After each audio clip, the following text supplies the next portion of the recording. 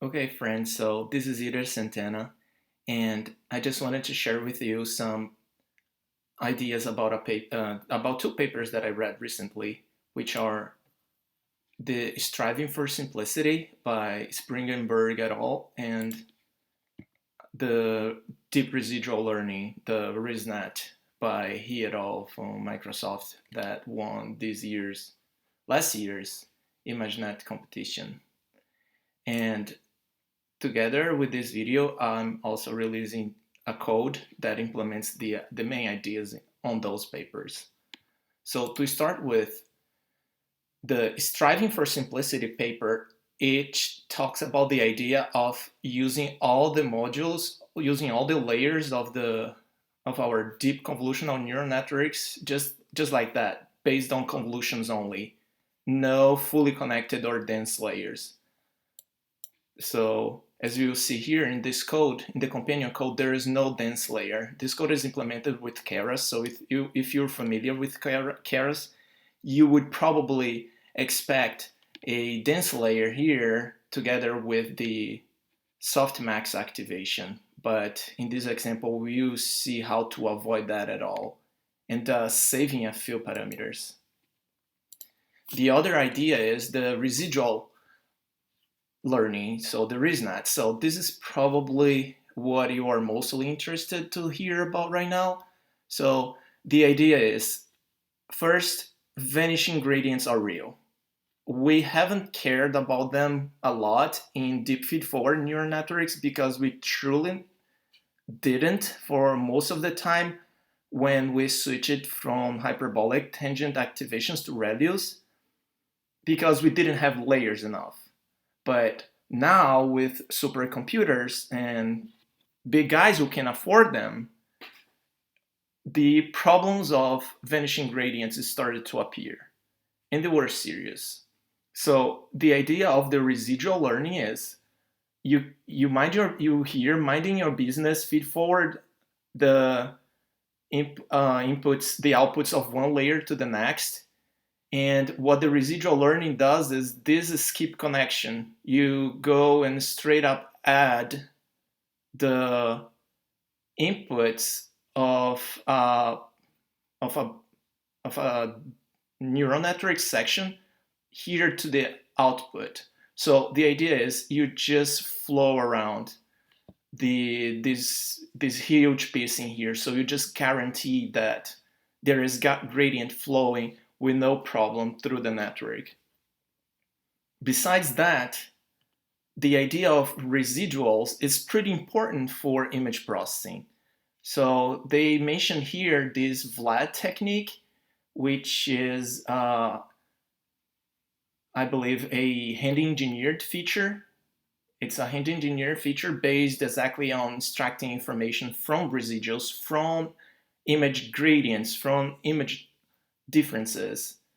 And this is pretty important in several fields in computer vision, say, since the movement estimation, information flow, flow estimation, and several others.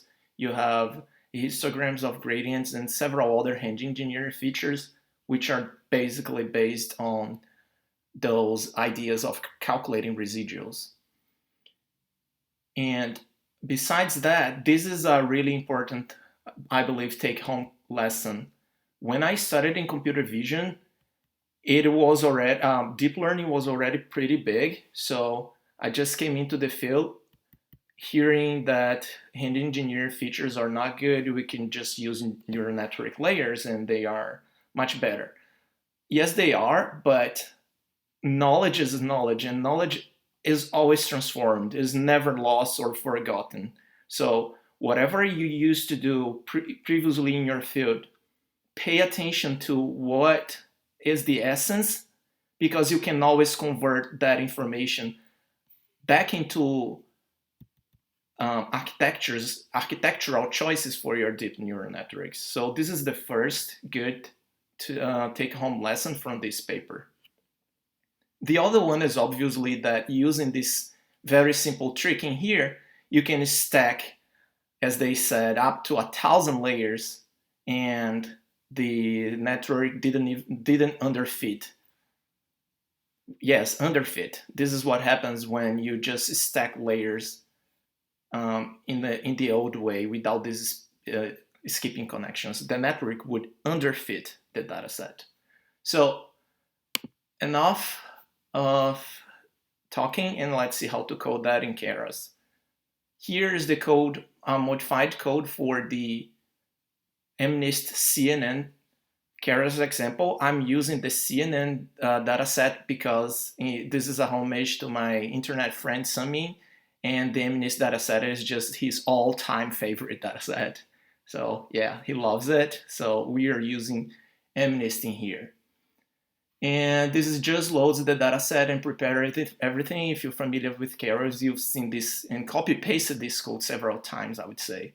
And here's a graph. Yes, a graph, not a regular model. So here's how we do both the resnet and the striving for simplicity implementation ideas. First, we start with defining our input. So this is just the mnist sizes, and I'm calling this input 0, which is like layer 0. And first, we do one thing. We pre-process the input regularly. These are just 3 layers of a neural network. And we will see no max pooling layer here. This is the idea that the Striving for Simplicity paper by, what is his name again? Springenberg? Exactly. Proposes, which is whenever you would use a max pooling layer, you use a regular convolutional layer with the same size of the pool sizes, which is 3 by 3 in our case.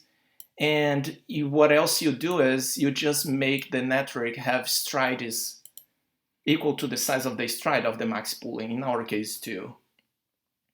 So strides means just skip the convolution, skip the projection at one point of the convolution. And this is a sort of downsampling.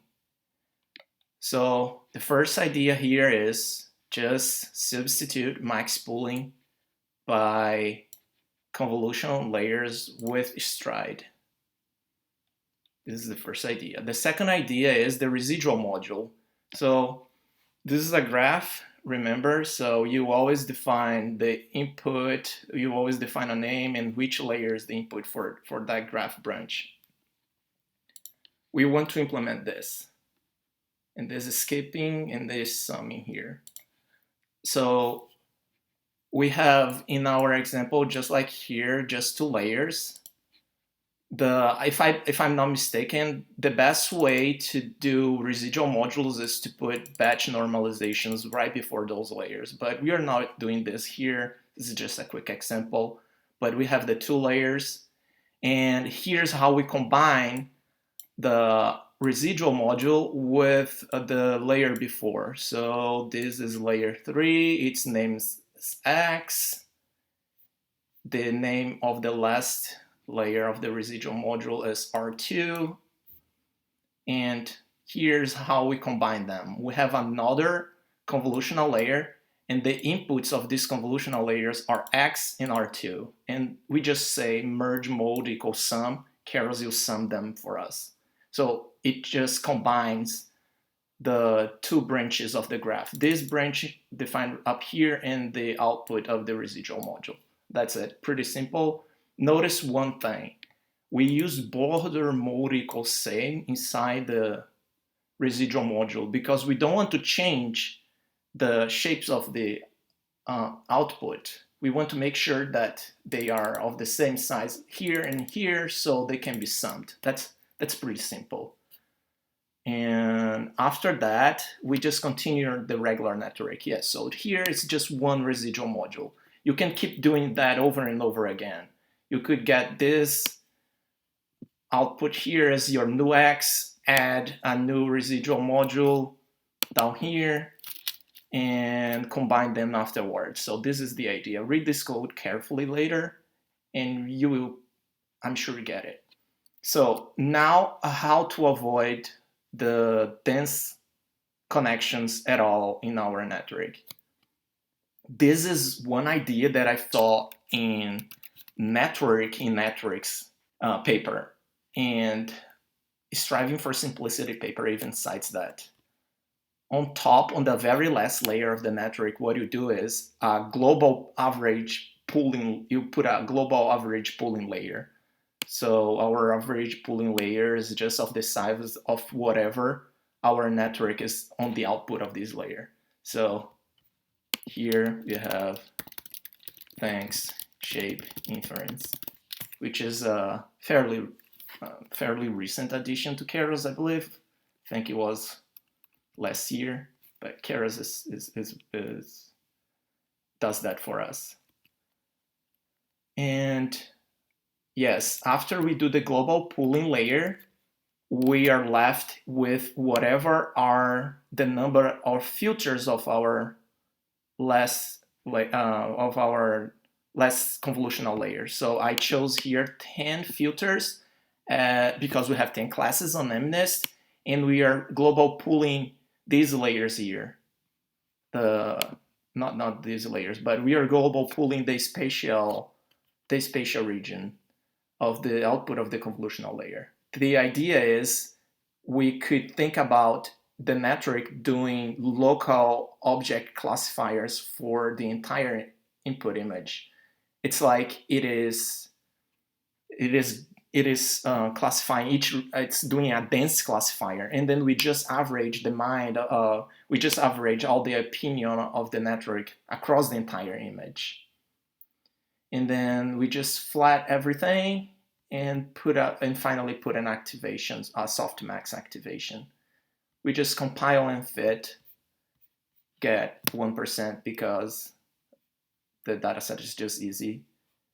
And yes, so that's it. Striving for simplicity and resnets. I hope you guys enjoyed it. Bye.